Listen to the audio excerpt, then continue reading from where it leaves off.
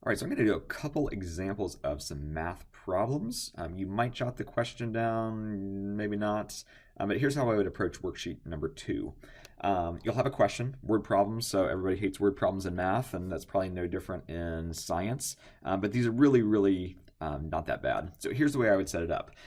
We know worst case scenario would be combined gas law. So off to the left, I would just write like P1, V1, T1, P2, V2, T2.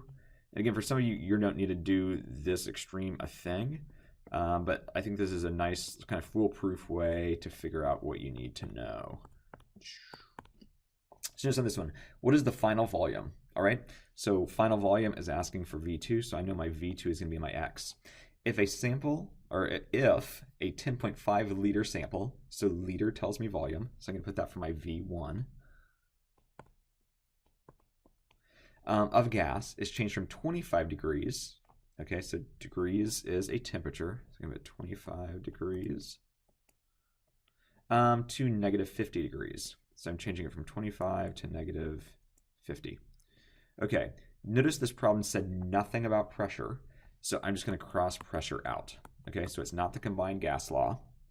I make the assumption that pressure is staying constant because the problem doesn't say anything about pressure. Okay, so if I kind of have my I don't know, combined gas law up here, so I've got like PV, I don't know, let's do this. PV over T equals PV over T. I'm going to leave the 1s and 2s off. Notice if I don't have pressure, I'm just going to actually cross through my P's. Okay, and what am I left with? I'm left with volume over temperature, or V1 T1 equals volume over temperature, or V2 T2.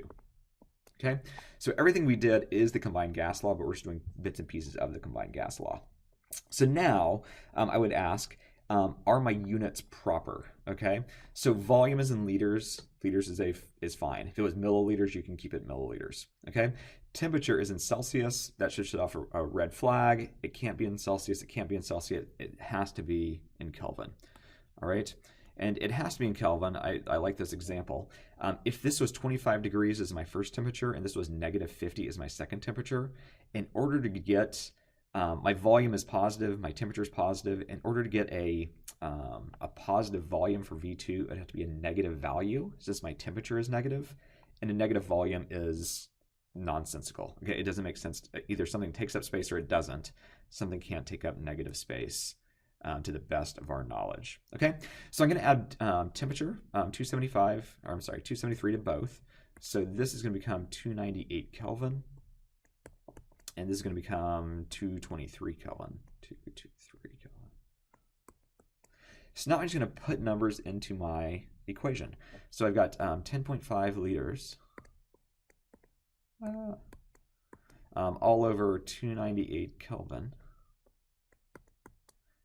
equals, volume is going to be X, and down here I'm going to have 223 Kelvin. All right, so at this point, I would probably use whatever, cross multiplication. So I'm going to take 223 times 10.5 liters. And I don't know what that is. Where's my calculator? 223 times 10.5. I guess something like, I don't know,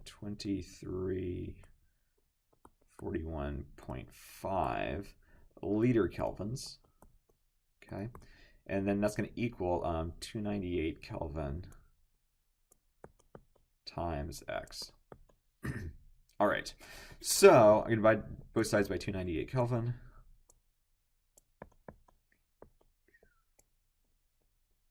My kelvins are going to go bye-bye. So my volume is going to be liters. I'm just going to simplify that, 298. I guess something like, I don't know, 7.86 liters. Okay, and what I might do is just, does that make sense? So notice I am dividing here. So divide means direct relationship. So direct relationship means my variables do the same thing. If I look at my temperature, it's going down. So it should come to my volume. It should go down. And it did go from 10.5 to 7.86. So it makes sense what happened. All right, so some questions will look like that, just a regular Boyles-Charles-Guy-Lussac's law. And then I'm going to do this one as an example of the combined gas law. So same thing, I would just write your variables down here.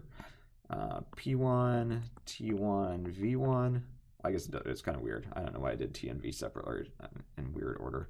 P2, T2, V2, it really doesn't matter the order. So equal, equal, equal, equal, equal, equal. All right, what is the final volume if a 0.125 sample of gas at 1.7 ATMs, where's the final volume? At 1.5 ATMs, 1.5 liters, 298 Kelvin when the conditions are changed to STP. So I know my initial pressure is 1.7 ATM. I know my initial temperature is 298 Kelvin. I know my initial volume is 1.5 liters. Okay. And lastly, notice what is the final volume of that mole of gas? Be prepared for me to give you information that you can ignore. Okay. So in this case, if you look back at the notes, when we have the combined gas law, mole is held constant. Okay. Mole is a constant for the combined gas law. So it's not going to change, so it's not part of my equation anyways, okay? If it's one number on the left and it's the same number on the right, whenever I cross multiply, those numbers like magically disappear, okay? So notice it says, what is the final volume? So my volume is going to be my X. And then lastly, it says when the conditions are changed to STP, okay? So STP is what that last slide was about, and STP just simply stands for standard temperature and pressure. So standard temperature is easy. It's always going to be 273 Kelvin, because my temperatures have to be in Kelvin, and that's the only temperature that's standard in Kelvin. My standard pressure can be one of 5 values. So because I started with ATM up here, this has to be ATM. And because it has to be ATM, its value is 1. If, for instance, I'll change my ink to red, if this happened to be mmHg, then this would be mmHg, and my value would be 760. If this was PSI, this would be PSI, and my pressure would be 14.7.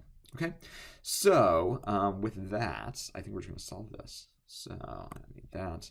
So again, combined gas law is P1V1 over T1 equals P2V2 over T2.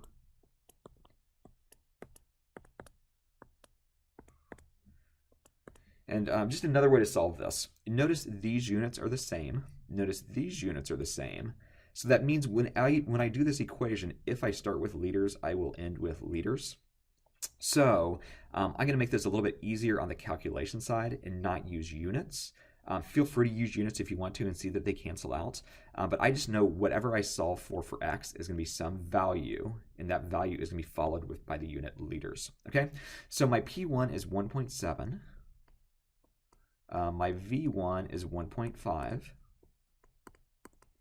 My T1 is 298. And then over here, I've got P1 or P2 is 1 atmosphere. V2 is X. And my T2 is 273. So again, I think the easiest thing is cross products or cross multiply. So I'm going to take 1.7 times 1.5 times 273. I get something like 696.15.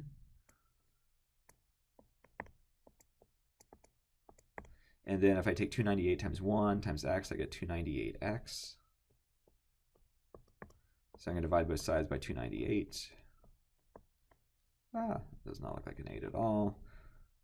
I'm running out of room with my keyboard. So divide by 298. I get something like 2.34 is my value for x. But don't leave it unitless.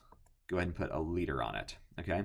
Because whatever unit I start with, which I started with liter up here, is going to be the unit I end with. Okay, so 2.34 liters. So homework is worksheet number 2. You can access it through the grade book. It's probably the easiest way. It's just be an electronic copy. So you can print it at home, write on it virtually, submit it kind of like we did all of first semester, or wait until whatever Thursday and get a hard copy from me, okay? Or do it and just do it on a lined piece of paper. You don't need to rewrite the question. Just do number 1, show me your work. Number 2, show me your work. So it doesn't have to be on the worksheet, but you can obviously pull the worksheet up, see what the question is, and do the problem just on scratch paper, okay? I think that is it. I will see you guys a little bit later this week.